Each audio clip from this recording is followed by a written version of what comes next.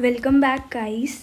तो आपने मेरी अकाउंट्स की सर्टिफाइड कॉपी की वीडियो अगर देखी होगी तो ये उसी का पार्ट 2 है।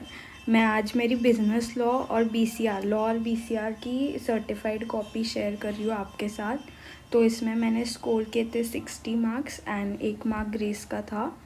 सो आई नो मैं थोड़ा लेट हूँ, सिर्फ 5 ही दिन रहे हैं एग्ज़ाम के लिए, बट आई एम श्योर अगर आप अभी भी ये वीडियो देखते हो तो आपको कुछ ना कुछ यूज़फुल टिप्स तो मिलेगी। तो ये let's start the video quickly. तो ये सेक्शन 1 ये वाला पेपर भी मैंने अकाउंट्स की तरह सीक्वेंस में चालू किया था। तो इस पेपर में फर्स्ट क्वेश्चन तो इंडियन कॉन्ट्रैक्ट एक्ट का एकदम सिंपल सोशल एग्रीमेंट का क्वेश्चन था। तो मैंने स्टार्टिंग में तो एकदम अच्छे से फॉर्मेट में लिखा था, ऊपर मैंने प्रोविजंस, फैक्ट्स एंड लास्ट में कंक्लूजन लिखा है। तो ऐसा ही स्टैंडर्ड फॉर्मेट है, सारे कोचिंग क्लासेस वाले या जितने भी टीचर्स हैं यूट्यूब पे वो ऐसे ही फॉर्मेट में लिखना बोलते हैं। तो ये स्टैंडर्ड फॉर्मेट है और इसमें मैंने 1A में मैंने स्कोर किया है 4 में से 3 मार्क्स। सिंपल क्वेश्चन था कि सोशल एग्रीमेंट जो है वो एनफोर्सेबल कॉन्ट्रैक्ट नहीं होता। सेकेंड वाले क्वेश्चन में आप देख सकते हैं मैंने कितनी जल्दी फॉर्मेट को ड्रॉप कर दिया है। मतलब मैंने फॉर्मेट में लिखा है जैसे ऊपर प्रोविजंस है और फिर एनालिसिस, फैक्ट्स और एनालिसिस है, बट मैंने ऐसे कुछ हेडिंग नहीं लिखा। मतलब हेडिंग लिखना ज़रूरी नहीं है, प्रोविज़न फैक्ट्स वगैरह फॉर्मेट वैसा होना चाहिए। ऐसे प्रोविज़न फैक्ट्स हेडिंग ज़रूरी नहीं है। तो इस क्वेश्चन में मुझे 4 में से एसोसिएट A1 मार्क मिला है। एसोसिएट कंपनी का ये सिंपल सा क्वेश्चन है, बट इस क्वेश्चन में मुझे पर्सनली थोड़ी प्रॉब्लम थी। तो मैं आपको बाद में बताऊंगी इस क्वेश्चन में क्या प्रॉब्लम थी। तो हम बस आगे देखते रहते हैं। पहले सेक्शन 9 ये सेल ऑफ गुड्स एक्ट का क्वेश्चन है। ये क्वेश्चन जो है ना वो सेम टू सेम एक्सरसाइज के क्वेश्चंस में से आया है। तो मॉड्यूल के पीछे जो एक्सरसाइज वाले क्वेश्चंस होते हैं ना, टेस्ट योर नॉलेज या जो भी रहते हैं, वो वाले एकदम अच्छे से देख के जाना। केस स्टडी वगैरह वही क्वेश्चन आते हैं थोड़े मॉडिफाई करके। क्वेश्चन नंबर 2A फिर मैंने अटेम्प्ट किया है। ये डायरेक्ट थ्योरी को ऐसे तो अब ये एकदम इजी, मतलब जो क्वेश्चन हम एक्सपेक्ट करते हैं ना ऐसे क्वेश्चन आ जाते हैं तो बस मज़ा ही आ जाता है। 7 पॉइंट का ये क्वेश्चन था, 5 मार्क के लिए आई थिंक सो ये आया था। तो इसमें मैंने सारे पॉइंट्स अच्छे से लिखे हैं, मतलब हेडिंग भी कोट की है, पर फिर भी इन्होंने मार्क्स तो ठीक ठाक ही दिए हैं। मार्क्स इन्होंने दिए हैं मुझे 7 में से 4। 7 मार्क का क्वेश्चन एकदम 7 पॉइंट्स थे इसमें। देख लो डायरेक्ट थ्योरी क्वेश्चंस आ जाते हैं ना तो बस मज़ा आ जाता है। ये LLP का क्वेश्चन था, ये unlimited liability in case of fraud. भी सारे लोग, ये वाला तो चैप्टर ऐसा है जो कोई करके नहीं जाता, सारे लोग ऑप्शनल में छोड़ जाते हैं क्योंकि सबको पता है इसका वेटेज 5 मार्क का ही, 4 मार्क का या 5 मार्क का एक ही क्वेश्चन आता है इसमें 5 मार्क का। लेकिन मैं तो भाई अच्छे से करके गई थी क्योंकि ये बहुत छोटा चैप्टर है एंड ईजी है। एंड जैसा मैंने अकाउंट्स में भी बोला था कि ICAI क्वेश्चंस बिल्कुल भी रिपीट नहीं करता। तो लास्ट के 2-3 बार के अटैम्प्ट्स के आप क्वेश्चन देख लो ना, उसके बाद में जो बचा कुछ है ना वही याद करो आप, क्योंकि आपको आइडिया तो लग ही जाता है। और ये जो है ना सेम चैप्टर नए सिलेबस में इंटर में भी आ गया है, तो पूरा आपको फाउंडेशन का पढ़ा हुआ ना एज इट इज़ काम आ जाएगा। इंटर में आपको कुछ भी नहीं पढ़ना पड़ेगा, तो आपको ऐसे मतलब वेस्ट नहीं होगा ये वाला चैप्टर। जैसे सोगा, सेल ऑफ गुड्स एक्ट वगैरह तो है नहीं, इंडियन कॉन्ट्रैक्ट एक्ट भी नहीं है, कंपनीज एक्ट एंड LLP आपको इंटर में भी यूज़ लगेगा। तो आप सच्ची में उसको तो अच्छे से पढ़ जाओ। ये पार्टनरशिप एक्ट का क्वेश्चन था सिंपल, ये भी डायरेक्ट थ्योरी क्वेश्चन टाइप का ही कुछ लग रहा है। तो ये भी इजी है, इसमें लिखना है कि क्या क्या चीज़ें आती है डीड में। सो ये क्वेश्चन इसमें भी मेरे को मिले हैं। तो अभी लॉ के पेपर में तो आप कितना भी अच्छा लिख लो, फुल मार्क्स तो आप एक्सपेक्ट कर ही नहीं सकते हो। जितने मार्क्स मिले हैं उतने ही ठीक है सब सब्जेक्ट्स सारे क्वेश्चंस में। ये वाला क्वेश्चन इंडियन कॉन्ट्रैक्ट एक्ट का ही है, ये वाला भी। तो आप लोग वीडियो पॉज करके मेरी लैंग्वेज भी देख सकते हो। लैंग्वेज इतनी कोई ये सोफिस्टिकेटेड यूज़ नहीं किया है मैंने, लेकिन फिर भी नॉर्मल लॉ की टेक्निकल थोड़ी बहुत तो लैंग्वेज यूज़ करनी पड़ेगी। तो मैंने जो कीवर्ड्स हैं उनको हाईलाइट कर रखा है। जैसे यहाँ पे अनड्यू इन्फ्लुएंस का क्वेश्चन है, तो मैंने real and apparent authority, voidable at the option of mister B, ये सब अंडरलाइन किया है। और इससे ना बहुत बेनिफिशियल होता है हाईलाइट करने से। तो ना चेकर जो है ना वो आपका पूरा आंसर नहीं पढ़ेगा, जो आपके मेन कीवर्ड्स देख के भी अगर वो सेटिस्फाई हो जाएगा ना तो आपके फुल मार्क्स दे देगा वो। तो ऐसे ही मैंने किए है। एंड लॉ के सारे क्वेश्चंस मैंने सीक्वेंस में किए हैं। एंड मॉड्यूल में जो एग्जांपल्स है ना, पैराग्राफ्स के नीचे नीचे कई एग्जांपल्स दिए हैं, तो वो भी ये लोग केस स्टडी बना के पूछते हैं, तो वो भी देख जाना एक बार एग्ज़ाम से पहले। और मॉड्यूल के क्वेश्चंस तो सबसे पहले कर देना, और फिर आरटीपी एमटीपी पिछले 2-3 साल के देख लेना, उसमें से भी आते हैं क्वेश्चंस। केस स्टडीज़ की मैं बात करूँ तो कभी कभी आपको लगेगा कि शायद थोड़े ट्रिकी हो रहे हैं, तो केस स्टडी का एक ही उपाय है। एक तो मॉड्यूल के क्वेश्चंस और आरटीपी रिवीजन टेस्ट पेपर अगर आप 4 साल के कॉम्प्रिहेंसिवली कवर कर लेते हो ना, तो फाउंडेशन लेवल पे ऐसा मतलब कोई केस स्टडी बचेगा नहीं जो आपको आए ना।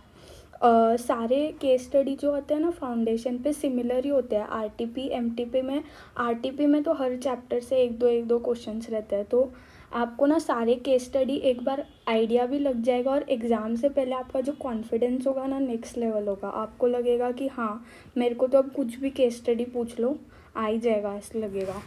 तो ये वाला सेल ऑफ गुड्स एक्ट का डायरेक्ट थ्योरी क्वेश्चंस था कि बायर की क्या रेमेडीज़ है।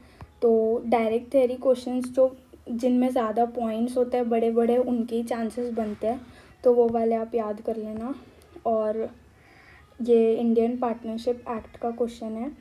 देखो मैंने तो मेरे हिसाब से एकदम प्रॉपर लैंग्वेज जितना मेरे को याद था ना मैंने सब किया है, बट मार्किंग स्कीम आप देख सकते हैं, जैसा आईसीआई को प्रॉपर लगता है वैसे ही वो लोग मार्क्स देते हैं। 4A 4B में मैंने ये इतना सब लिखा है, मेरे को 6 में से 2 मार्क्स मिले हैं, पता नहीं क्यों, ठीक है, बट जो भी है।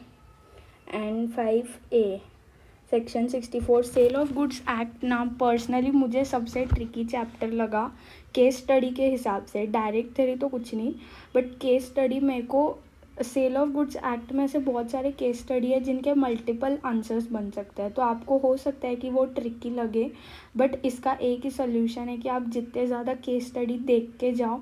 अगर आप रिटर्न में तो थोड़े बहुत एमटीपी वगैरह 1-2 फुल मॉक टेस्ट दे दो तो ठीक है, बट देख के आपको जितने ज़्यादा हो सकते हैं उतने देख के जाने हैं। मतलब सिर्फ सोल्यूशन देख लोगे ना तो भी आपको कॉन्फिडेंस आ जाएगा, लिख के करने की कोई ज़रूरत नहीं है, वो तो जैसे जिसका कंफर्ट लेवल है। 5A कंपनीज़ एक्ट के भी एक कंपनीज़ एक्ट से केस स्टडी तो ज़्यादा आते नहीं है, डायरेक्ट थ्योरी क्वेश्चन और केस स्टडी भी आएंगे तो वो एक डॉक्ट्रिन ऑफ इंडो मैनेजमेंट और ये कॉरपोरेट वेल्थ थ्योरी, और जो डेफिनेशंस है ना subsidiary company, small company, associate company, ये सारे बहुत इंपॉर्टेंट है। ये सारे कॉन्सेप्ट्स भी इजी है एंड केस स्टडी भी इनके सॉल्व करने इजी हो जाते हैं। सेक्शन 8 कंपनी, ये कॉरपोरेट व्हील थ्योरी का डायरेक्ट क्वेश्चन था। इसके बाद में मैंने बीसीआर चालू किया है, तो मैंने पहले लॉ से चालू किया था, जैसे आप देख सकते हैं आप पहले बीसीआर से भी चालू कर सकते हैं, बट जो भी सेक्शन आप चालू करो उस सेक्शन के सारे क्वेश्चन एक जगह लिखने हैं, ये नहीं कि एक क्वेश्चन लॉ का एक क्वेश्चन बीसीआर का, कैसे भी। तो यहाँ से मेरा बीसीआर का पेपर चालू होता है। पहले फर्स्ट क्वेश्चन होता है बीसीआर में कॉम्प्रिहेंशन पैसेज, तो बहुत इजी होता है, सिंपल पैराग्राफ में से आंसर ढूंढने हैं। बीसीआर सब्जेक्ट ही बहुत इजी और स्कोरिंग है, और ना इसमें सबसे अच्छी बात क्या है कि ना आपको ज़्यादा टाइम नहीं लगाना पड़ता पढ़ाई के लिए, कि बाद में आपको मैनेज करने में प्रॉब्लम हो रही है कि कैसे याद करें, तो बीसीआर को ज़्यादा टाइम नहीं लगता, इजीली इसके थोड़े बहुत ही टॉपिक्स है देख के जाओ तो बस। और ये है नोट मेकिंग का भी क्वेश्चन। फर्स्ट क्वेश्चन में पहले कॉम्प्रिहेंशन पैसेज आता है, देन उसी पैसेज और एक पैसेज आता है जिस पे हमें नोट मेकिंग करनी होती है एंड उस नोट मेकिंग वाले पैसेज की समरी करनी होती है।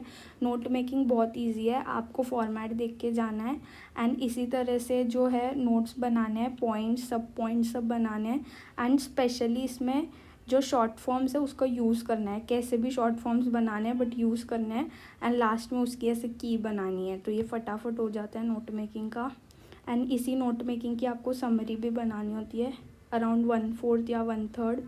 एंड कम्युनिकेशन जो फर्स्ट चैप्टर है BCR में, सारे क्वेश्चन, हर क्वेश्चन में से फर्स्ट क्वेश्चन उसी का आता है। तो कम्युनिकेशन सिर्फ एक ही चीज़ है BCR में जो आपको थोड़ी याद करनी पड़ेगी एंड वो भी छोटा चैप्टर है, उसमें से हेडिंग याद कर लोगे तो बस है। तो हर क्वेश्चन में स्टार्टिंग का 2 मार्क का BCR का आता है।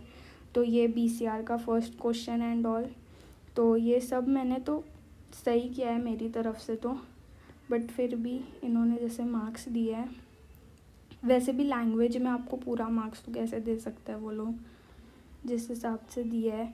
ये डायग्राम्स जो है ना, नेटवर्क्स ऑफ कम्युनिकेशन का एक क्वेश्चन तो आएगा ही एंड आपको डायग्राम बना के आना है, तभी आपको प्रॉपर मार्क्स मिलेंगे वरना नहीं मिलेंगे।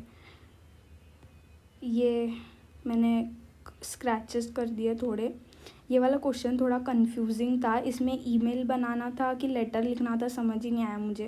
मैंने पहले लेटर लिख दिया था, फिर कट करके ईमेल लिखा है ये। एंड ये क्वेश्चन नंबर 11, इसमें मैंने थोड़ा सा ही सिर्फ एक्सप्लेन किया है। नीचे ये ग्रामर के क्वेश्चंस आते हैं, ग्रामर के क्वेश्चन तो इजी होते हैं, हम जो स्कूल में पढ़ते हैं वही। एंड मेरा पेपर ख़त्म हो गया, लास्ट क्वेश्चन मेरा मिस हो गया था, मैं बहुत मिसरेबली टाइम मैनेज करी थी, मेरा टाइम मैनेज का हर पेपर में इशू गया है, बट जो भी है अभी आप लोगों को इस बात का ध्यान रखना है कि ज़्यादा टाइम वेस्ट ना करें। एंड फाइनली जिस क्वेश्चन में मैं आपको बोल रही थी मुझे प्रॉब्लम है, थोड़ा डाउटफुल है, वो क्वेश्चन भी मैं आपको दिखा देती हूँ। तो ये था क्वेश्चन नंबर 1B। ऐसे देखने जाए तो ये क्वेश्चन बहुत स्ट्रेट फॉरवर्ड लगेगा आप लोगों को, क्योंकि सिंपल एसोसिएट कंपनी का क्वेश्चन था कि हाँ 20% से ज़्यादा हो गया तो सिग्निफिकेंट इन्फ्लुएंस हो गया, एसोसिएट कंपनी है वगैरह वगैरह। तो मैंने पूरी ये डेफिनेशन, प्रोविजंस वगैरह जैसे लिखता है वैसे लिखा है। एंड आप देखोगे कि 1B में मेरे को 4 में से 1 मार्क मिला है। तो मैं आपको बताती हूँ कि क्या गड़बड़ है। ये क्वेश्चन भी है मेरे पास, तो मैं आपको क्वेश्चन पेपर में से क्वेश्चन दिखाती हूँ। यहाँ पे लिखा है कि ना ABC ने अलॉट किए हैं शेयर्स XYZ लिमिटेड को 15 करोड़ और कन्वर्टेबल प्रेफरेंस शेयर्स है 10 करोड़। अब वो जो भी हो तो मतलब कन्वर्टेबल प्रेफरेंस शेयर्स तो काउंट होंगे, तो कुल मिला के 25 करोड़, 20% से ज़्यादा हो गया तो एसोसिएट है। बट इन्होंने लास्ट में क्या पूछा है कि comment weather XYZ limited would be called an associate of associate company. तो अब मैं टेक्निकली देखने जाऊँ ना तो XYZ को कभी भी हम एसोसिएट नहीं बोलते। ABC में XYZ ने 20 करोड़ से ज़्यादा होल्ड किए, तो ABC को XYZ का एसोसिएट बोलते हैं। तो ये बात टेक्निकली हो सकता है कि कोई ज़्यादा ना ध्यान दे, बट पेपर था एंड पहला क्वेश्चन था एंड मेरा इस बात पे ध्यान चला गया एंड मैं हो गई बहुत ही ज़्यादा कंफ्यूज। मैं सोच रही हूँ कि क्या पूछना चाह रहे हैं ये लोग XYZ को, क्योंकि आप इंटर लेवल पे भी बाद में देखोगे तो XYZ क्योंकि होल्ड करिए तो उसे हम इन्वेस्टिंग कंपनी बोलते हैं, एसोसिएट नहीं बोलते। ABC को एसोसिएट बोलते हैं। अब मैं सोच रही हूँ कि ये लोग बहुत ही ज़्यादा स्ट्रिक्ट इंटरप्रिटेशन अगर ये लोग चाह रहे हैं तो फिर तो आंसर नहीं आएगा। पर मैं ये भी सोच रही हूँ कि हाँ फाउंडेशन लेवल पे वो लोग इतना स्ट्रिक्ट इंटरप्रिटेशन नहीं भी देखते हैं, तो हो सकता है कि इन्होंने मतलब टाइपिंग एरर या ऐसा कुछ हो गया होगा। तो फिर मैं एकदम कन्फ्यूजन में आ गई और मैं सोच में पड़ गई। एंड एग्ज़ाम टाइम पे आप कितना भी बोल लो आपको इतना सोचने का टाइम नहीं होता है। तो मैं सोच रही हूँ, मतलब मेरे को खुद को क्या लग रहा है ये सोचने से ज़्यादा मैं ये सोच रही हूँ कि ICAI हमसे क्या एक्सपेक्ट कर रहा है। यहाँ पे मेरी थिंकिंग थोड़ी रॉन्ग हो गई। तो फिर मैंने क्या किया, मैं सोची कि कुछ डिप्लोमेटिक आंसर बनाते हैं। तो मैंने डिप्लोमेटिक बनाने के चक्कर में, मतलब हाँ भी ना लिखूँ और ना भी ना लिखूँ, ऐसे चक्कर में मैंने लिख दिया कि yes ABC and XYZ limited are associate companies. मतलब मैंने ऐसा लिख दिया कि दोनों एक दूसरे की एसोसिएट है, जो कि बहुत गलत बात है, मुझे पता है ऐसा नहीं होता। एंड आप देख सकते हो इन्होंने मेरे को मार्क्स भी नहीं दिए, 1 मार्क दिया है, वो भी सिर्फ जो मैंने प्रोविज़न लिखा है कि हाँ सिग्निफिकेंट इन्फ्लुएंस था वगैरह उसकी बात दी है। बट सजेस्टेड आंसर मुझे पता नहीं इन लोगों ने अपलोड किया है कि नहीं, बट मेरे हिसाब से तो ये टेक्निकली अगर हम एकदम स्ट्रिंजेंट इंटरप्रिटेशन करें लॉ का तो ये मेरे को गलत ही लग रहा है, इनका क्वेश्चन में कुछ गड़बड़ है।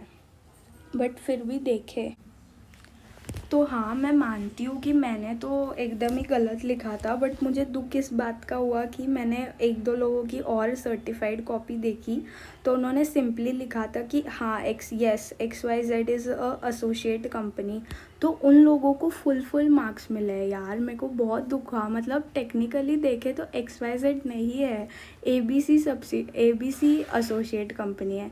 बट अब जो है सो है, बट ठीक है, अब ICI के आगे कोई कुछ बोल सकता है क्या? अब जो भी है, लेकिन मैं आपको बताने जा रही हूँ कि आप बिल्कुल भी ICI क्या सोचेगा इस बात का मत सोचना, या वो क्या एक्सपेक्ट कर रहे हैं ऐसा बिल्कुल मत सोचना जैसे मैंने सोचा है।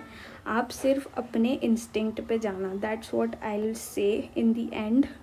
जो आप इंस्टिंक्ट पे जाओगे ना, पक्का आप मतलब पास होगे एंड आपको अच्छे मार्क्स भी मिलेंगे, उनके बारे में मत सोचना। That's all I would say. So thank you. पसंद आया वीडियो तो लाइक कर देना। Thank you.